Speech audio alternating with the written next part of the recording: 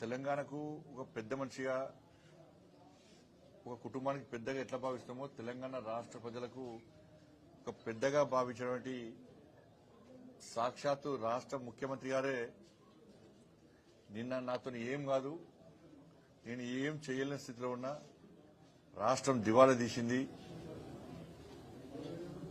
అని చెప్పి మాట్లాడడము నిజంగా ఇంతకంటే దౌర్భాగ్యము, ఇంతకంటే సిగ్గుచేటి ఇంకోటి కాదు. ఇప్పటికే కాంగ్రెస్ పార్టీ మీద ప్రజల లోపల పూర్తి వ్యతిరేకత ఉన్నది.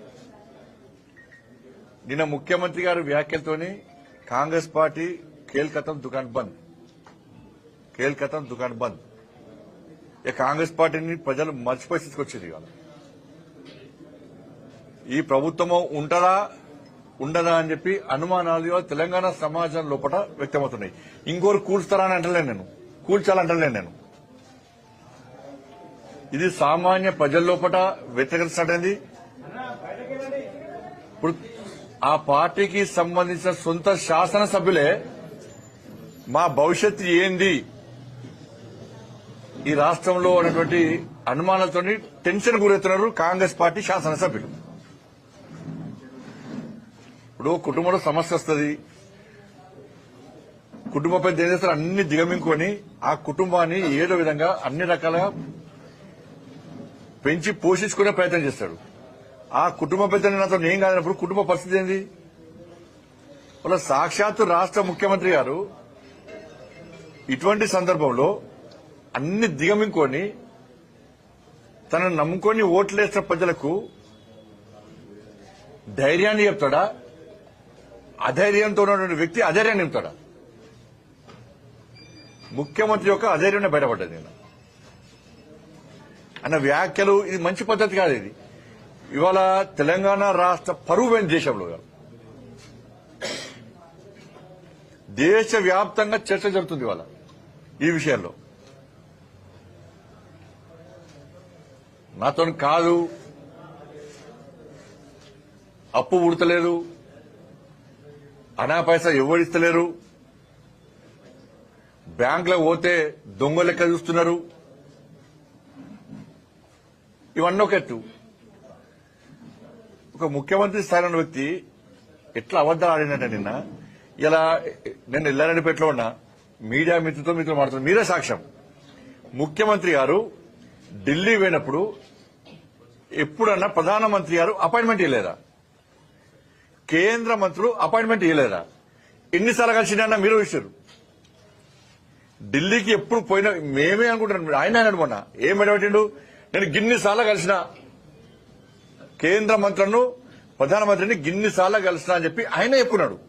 మళ్ళీ ఇప్పుడు ఏమంటున్నాడు, ఈయన పోతానంట చెప్పులెత్తుకపోయేలాగా చూస్తున్నాడు. ఈ చెప్పులెత్తుకపోవడం అర్థం కాదు, నాకైతే అర్థం కాదు. ఇది కాంగ్రెస్ కల్చర్ గా వచ్చింది.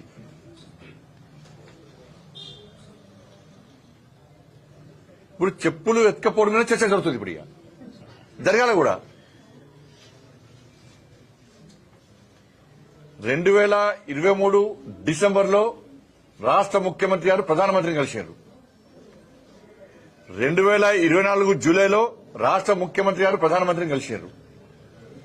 మొన్న ఫిబ్రవరి 2025 లో కూడా రాష్ట్ర ముఖ్యమంత్రి గారు ప్రధానమంత్రి గారు కలిశారు. ఇక మంత్రులను పోయినప్పుడల్లా కలుస్తున్నారు మంత్రులను. నిన్న కూడా లాస్ట్ కు హైదరాబాద్ నితిన్ గడ్కరీ గారు కలిశారు.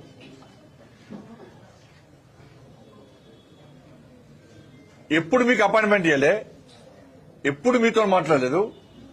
చెప్పులు ఎత్తుకపోయేటోళ్ళక ఎప్పుడు చూసారు, ఎవరు చూసారు?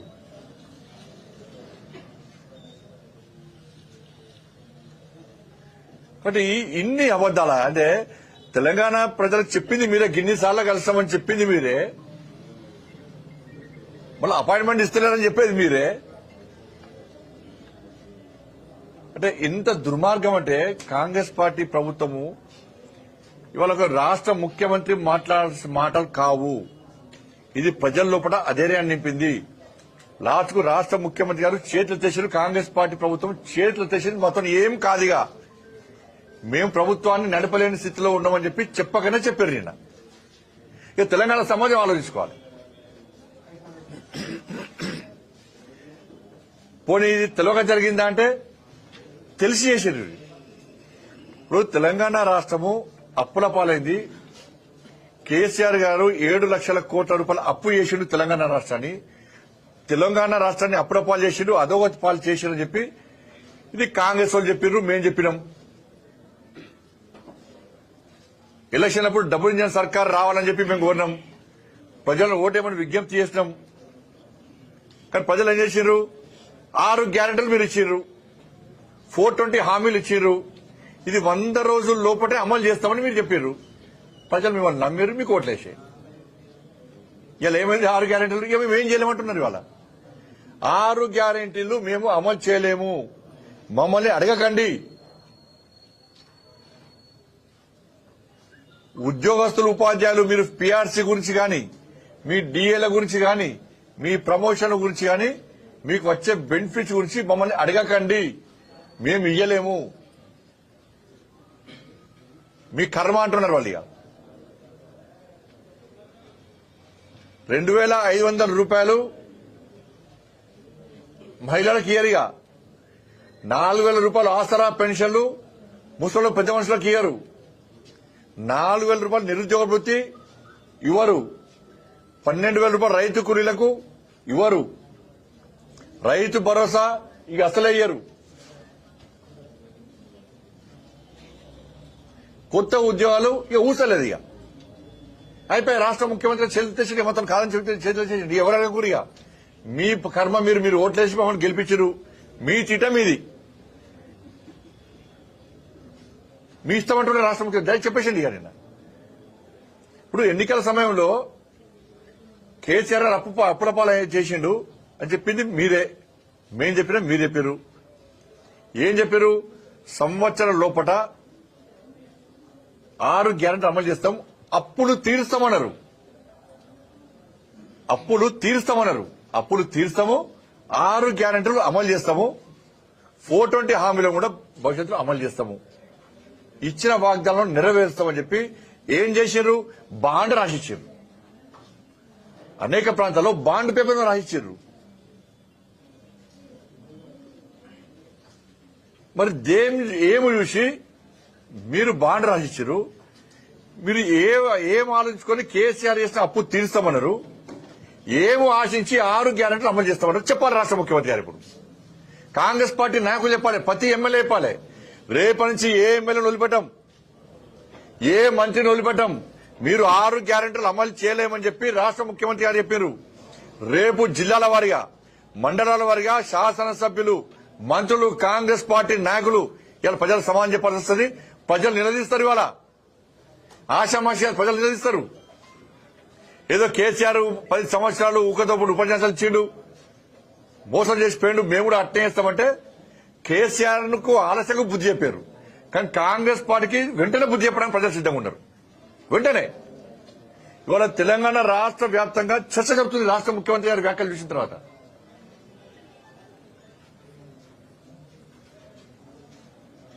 కేంద్రం ఏమీ అన్ని కేంద్రం ఇచ్చాక మీరు చేసేది ఏంది? ఇచ్చేదంతా కేంద్రమే. శ్వేతపత్రం విడుదల చేయమన్నాం, మేం చేస్తామన్నాం, ఏమైంది? వాళ్ళు నిన్న కూడా 6,000 కోట్ల రూపాయల అభివృద్ధి పనులు ప్రారంభించారు. నిన్న ఒక్క నేషనల్ హైవేస్ కే తెలంగాణ రాష్ట్రంలో 1,25,000 కోట్ల రూపాయలు ఖర్చు పెట్టాం. నేషనల్ హైవేస్ కే. రైల్వేస్ అభివృద్ధికి, రైల్వే కొత్త నిర్మాణాలు, రైల్వే స్టేషన్లకు 32,000 కోట్లు ఖర్చు పెట్టినాం తెలంగాణ రాష్ట్రానికి.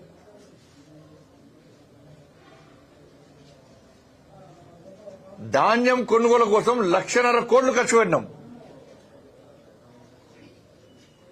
ఇవాళ ఈ 10 సంవత్సరాల కాల వ్యవధిలో తెలంగాణ రాష్ట్రానికి 12 లక్షల కోట్ల రూపాయలు ఇస్తున్నాం. తెలంగాణ రాష్ట్రానికి అభివృద్ధి పనుల ప్రారంభోత్సవానికి ముఖ్యమంత్రి గారు వస్తారు, మంత్రులు వస్తారు, శభాష్ అంటారు. ఢిల్లీ పోయి మాకు సాయం చేస్తారు, కృతజ్ఞతలు అంటారు. మంత్రులు పర్సనల్ కలిసినప్పుడు చాలా సాయం చేస్తారు తెలంగాణకు అంటారు. మన రాజకీయంగా మాట్లాడినప్పుడు తెలంగాణకి ఏం చేయలేదు బీజేపీ ప్రభుత్వం అంటారు. మరి గ్రామాల్లో అమలు చేసే సంక్షేమ పథకాలు ఎవరి? తెలంగాణ రాష్ట్రంలో నేషనల్ హైవేస్ అని మీరు నమ్మరు. స్వాతంత్ర్యం వచ్చిన కాంచెల్లి 2014 వరకు కేవలం 2,500 కిలోమీటర్లు మాత్రమే నేషనల్ హైవే జరిగినాయి, పనులు జరిగాయి. 2,500 కిలోమీటర్లు మాత్రమే జరిగినాయి. ఈ 2014 నుంచి నిన్నటి వరకు 5,100 కిలోమీటర్లు వర్క్ చేస్తుంది. స్వాతంత్ర్యం వచ్చినాక అంచెల్లి 60 సంవత్సరాలు జరిగింది 2,500 కిలోమీటర్ రోడ్లు వేసారు తెలంగాణ రాష్ట్రంలో జాతీయ రహదారులు. నరేంద్ర మోడీ గారి ప్రభుత్వం వచ్చినాక ఈ 10 సంవత్సరాలు 5,000 కిలోమీటర్ల పైగా వేసినాం రోడ్లు వేసినాం మేము. ఈ రోడ్లు కావు, ఇవి అభివృద్ధి కాదు. ఇది మళ్ళీ ఏమంటారు, మేము పన్ను కడుతున్నాం. మరి నువ్వు జైలుకి వెళ్ళిపోతా కొడుతున్నావా? మీరు చేసి మీకు రాష్ట్ర ప్రజలు పన్ను కట్టినా కూడా మీరు అభివృద్ధి చేస్తలేరు కదా. రాష్ట్ర ప్రజలు పన్ను కట్టినా కూడా సంక్షేమ పథకాలు అమలు చేస్తలేరు కదా. మరి ఏడమైంది రాష్ట్ర ప్రజలు కట్టే పన్ను ఏడమైంది? మరి కేసీఆర్ అప్పు చేసినారు. అదే కేసీఆర్ అప్పు చేసిండనే ఆ బాధ భరించలేక మీరు అప్పు తీస్తున్నారే మీకు ఓట్లు వేసిరిచడం. మళ్ళీ మీరు కూడా వచ్చే అప్పు అంటే రాష్ట్ర ముఖ్యమంత్రి గారు అమాయకంగా సింపతితోని ప్రజలను నమ్మించే ప్రయత్నం చేసిండు. కానీ అదేమంటే డామిడ్ కథ అడ్డం తిరిగింది లెక్క ప్రజలు చీరించుకునే పరిస్థితి వాళ్ళు. ఇది మంచి పద్ధతి కాదు. ఇది వాళ్ళ తెలంగాణ రాష్ట్రాన్ని కష్టపడి సాధించుకున్నాం. 1,400 మంది బలిదానం అయిపోయారు. ఇలా వాళ్ళు ఆత్మహత్య ఘోషిస్తున్నాయి. లక్షల మంది లాఠీ దెబ్బలు తిన్నారు, జైలుకు పోయారు. 13 లక్షల మంది ఉపాధ్యాయులు రోడ్డుకి ఎక్కి సకల జనుల సమ్మె చేశారు, మెరుపు సమ్మె చేశారు. వాళ్ళ డిమాండ్ల సాధన కోసం మన రాష్ట్రం మనకు వస్తే మన డిమాండ్లు వస్తే మన పాలన మనం సాగించుకోవచ్చు అని చెప్పి వాళ్ళు కష్టపడి తెలంగాణ రాష్ట్రాన్ని సాధించుకొని ఒక మూర్ఖుడి చేతిలో పెడితే ఆ మూర్ఖుడి పాలన భరించలేక మీ చేతిలో పెడితే ఆ మూర్ఖుడికి మూర్ఖుడు అయిపోయారు మీరు. కాంగ్రెస్ పార్టీ రాక్షసత్వం బయటపడ్డది. నిన్న గాడిది గుడ్డు పెట్టుకున్నారు. ఇలా ఏమిచ్చారు, గాడిది గుడ్డు కూడా ఇస్తలేరు మీరు. ఇలా నేను రాహుల్ గాంధీ గారిని డిమాండ్ చేస్తున్నా, ప్రియాంక గాంధీ గారిని డిమాండ్ చేస్తున్నా. తెలంగాణ రాష్ట్రానికి వచ్చిండ్రు, సంవిధాన్ బుక్ చేత పట్టుకున్నారు. మేము అప్పులు తీరుస్తాం, కేసీఆర్ అప్పులు చేసిండు, మేము అప్పులు తీరుస్తాం, 6 గ్యారెంటీలు అమలు చేస్తామని చెప్పి మీరు ప్రామిస్ చేసిపోయారు.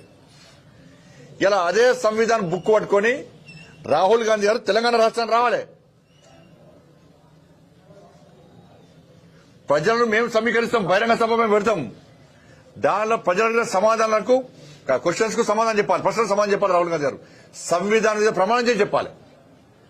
సంవిధానం మీద ప్రమాణం చేసి రాహుల్ గాంధీ చెప్పగలరా ఇది కరెక్ట్ అని చెప్పగలరా? రేవంత్ రెడ్డి గారు మాట్లాడిన మాటలు కరెక్ట్ అని సంవిధానం మీద ఒట్టేసి రాహుల్ గాంధీ గారు కానీ ప్రియాంక గాంధీ గారు చెప్పగలరా? ఆపై ఎలక్షన్ అప్పుడు వచ్చారు, ఊగదప్పుడు ఉపన్యాసాలు ఇచ్చారు, గాడి గుడ్డు చూపెట్టారు. ఇవాళ తెలంగాణ ప్రజలు మోసం చేశారు. అన్ని అబద్ధాలైనా అరే కేంద్రానికి పోతున్నారు, ప్రధానమంత్రి కలుస్తున్నారు, మంత్రులను కలుస్తున్నారు, డిమాండ్లు పెడుతున్నారు. నిన్న కోమరెడ్డి వెంకటరెడ్డి గారు కృతజ్ఞతలు చెప్పారు నితిన్ గడ్కరీ గారికి. అంతకుముందు రైల్వే మినిస్టర్ కృతజ్ఞతలు చెప్పారు.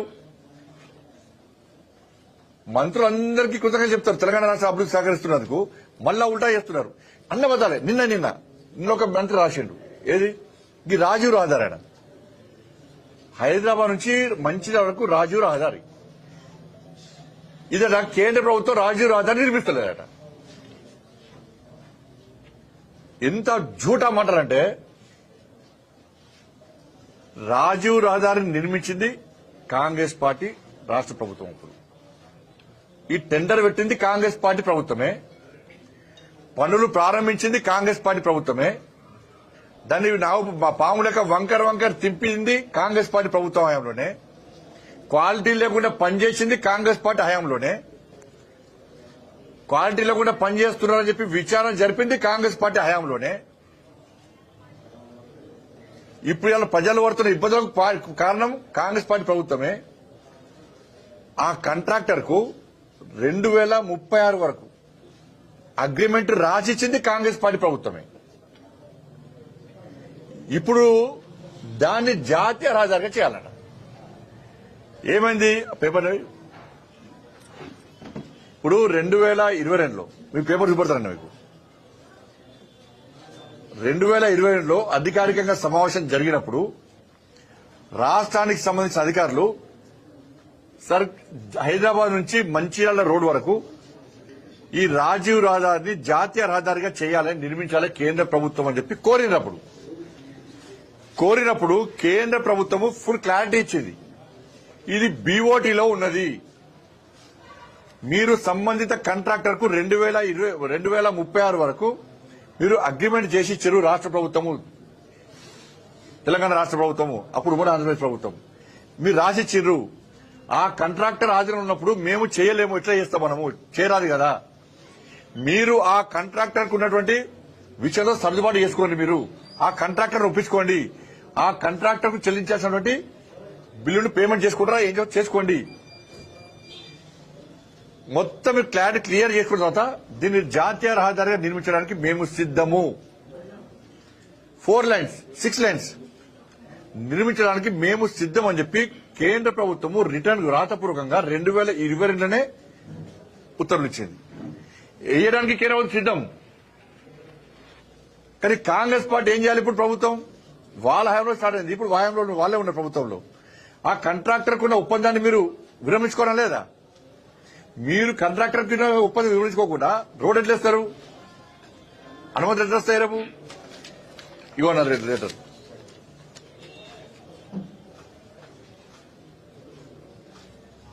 సో 2022 9/6/2022 ఇది కేంద్ర ప్రభుత్వము మేము కరీంనగర్ నుంచి రామగుండ మంచిర్యాలకు రాజీవ్ రహదారిని జాతీయ రహదారిగా చేయడానికి సిద్ధంగా ఉన్నాం. మీ దగ్గర ఉన్న ఇబ్బందులు మీరు తొలగించుకోండి, మీ దగ్గర ఉన్న సమస్యను పరిష్కరించుకోండి, మేము చేయడానికి సిద్ధం అని చెప్పి క్లియర్ గా రాసి ఉన్నది. ఈ టెండర్ పెట్టింది మీరే, పనులు చేసింది మీరే, ఆ కాంట్రాక్టర్కి ఇచ్చింది మీరే, క్వాలిటీలో కూడా పనులు చేసింది మీ హయాంలోనే, వంకర దింపి యాక్సిడెంట్ కారకులు మీరే, విచారణ జరిపింది మీరే, విచారణ తుంగలు దొక్కింది మీరే, కాంట్రాక్టర్కి 2036 వరకు అప్పయ్యింది మీరే, మళ్ళీ లెటర్ రాసేది మీరే. మళ్ళీ లెటర్ రాస్తారు. టీవీలలో ఏమొస్తుంది? దాన్ని కేంద్ర ప్రభుత్వం నిర్మించాలి అని టీవీలలో వస్తుంది. కానీ అంతకుముందు జరిగిన చరిత్ర ఎవరు తెలుసు? ఎవరు తెలియదు. దీని మీద ఇప్పుడు నేనేమంటున్నా అంటే రాష్ట్ర ముఖ్యమంత్రి అని డిమాండ్ చేస్తున్నా. మీ మంత్రులు మీ నాయకులే కేంద్ర ప్రభుత్వానికి లేఖ రాసిరు. ఏమని? హైదరాబాద్ నుంచి రామగుండం మంచిర్యాల వరకు రాజీవ్ రహదారిని జాతీయ రహదారిని నిర్మించాలని చెప్పారు. మేము సిద్ధము. మీరు కాంట్రాక్టర్తో జరిగిన ఒప్పందాన్ని దాన్ని క్యాన్సిల్ చేసి కాంట్రాక్టర్ ఒప్పించే దమ్ము మీకున్నా మీరు చేయండి. అంతెందుకన్నా నిన్న కోమటిరెడ్డి వెంకటరెడ్డి గారితో మాట్లాడినప్పుడు నితిన్ గడ్కరీ గారిని ఒప్పించి నేనే, వెంకటరెడ్డి గారే సాక్ష్యం. సార్ అన్ని రోడ్లు అయిపోతున్నాయి సార్, మాకు సిరిసిల్ల కామారెడ్డి, కరీంనగర్ కామారెడ్డి రహదారి కావాలి, ప్లస్ హైదరాబాద్ రామగుండం వరకు మంచిర్యాల వరకు జాతీయ రహదారి కావాలి సార్ అంటే ఆయన ఇప్పుడు మరి బీఓటీ ఉంది కదా, బీఓటీ సమస్యను పరిష్కరించుకోండి రాష్ట్ర ప్రభుత్వము, రోడ్ వేయడానికి నేను సిద్దమని ప్రామిస్ చేసిండు. నిన్న కేంద్ర మంత్రి స్వయంగా ప్రామిస్ చేసిండు. ఇప్పుడు చెప్పాలి, లేఖలు రాసిన వ్యక్తులు ఇప్పుడు చెప్పాలి.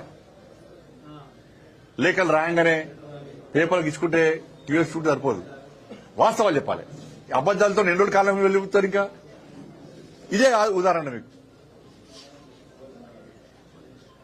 కాబట్టి గిన్ని అబద్దాలు చెప్పి ఢిల్లీ పోయి కలిసి అబద్దాలు చెప్తారు. కాబట్టి దయచేసి ఇవాళ ప్రజలు, తెలంగాణ ప్రజలు టెన్షన్ వాతావరణంలో ఉన్నారు. ఇవాళ ఈ రోజు టెన్షన్ వాతావరణంలో ఇవాళ తెలంగాణ రాష్ట్ర సమాజం ఉంది. 6 గ్యారెంటీలు అమలు చేయని స్థితిలో, అప్పులు పుడతలేవని చెప్పి రాష్ట్ర ముఖ్యమంత్రి గారు చెప్పడం, ఇలా మా బతుకులేంది, మా భవిష్యత్తు ఏంది అని చెప్పి తెలంగాణ ప్రజలు గుండె మీద చేసుకుని కాంగ్రెస్ పార్టీకి ఓట్లేసిన పాపానికి ఆత్మ విమర్శ చేసుకునే పరిస్థితి తెలంగాణ రాష్ట్రంలో వచ్చింది. భయానక వాతావరణంలో, టెన్షన్ వాతావరణంలో ప్రజలు జీవించే స్థితి తెలంగాణ రాష్ట్రంలో వచ్చింది. దీనికి రాహుల్ గాంధీ గారు సమాధానం చెప్పాలి. నేను చెప్తున్నా, ఈ వట్టే పోదు. ఇది ముఖ్యమంత్రి గారి వ్యాఖ్యలు వట్టేవు. ఇలా తెలంగాణ సమాజం ప్రశ్నిస్తుంది. కాంగ్రెస్ పార్టీ శాసనసభ్యులు కూడా దీనికి స్పందించాల్సిన అవసరం ఉంది. మంత్రులు స్పందించాలని కోరుతా ఉన్నాను. థ్యాంక్ యూ అన్న.